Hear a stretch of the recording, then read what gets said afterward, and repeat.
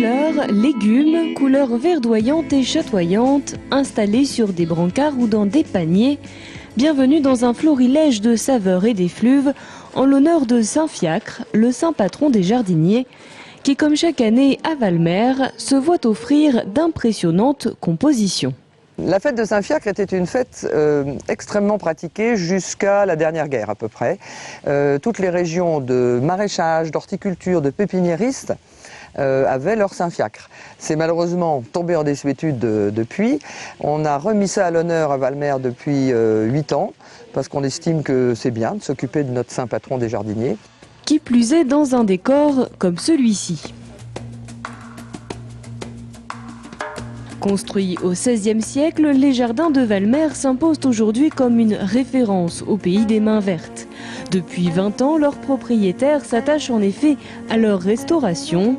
De terrasse en terrasse, le visiteur découvre ainsi différents paysages avant d'atteindre le potager, véritable jardin d'éveil pour les sens. Le potager, lui, a été remis en culture il y a 10 ans, très exactement. Voilà.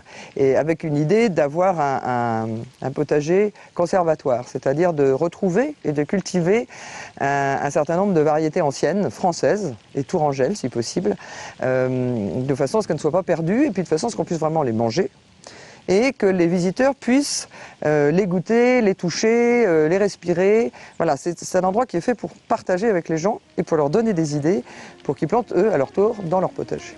Paradis des jardiniers, Valmer a ainsi ouvert son château d'If aux convives de la Saint-Fiacre.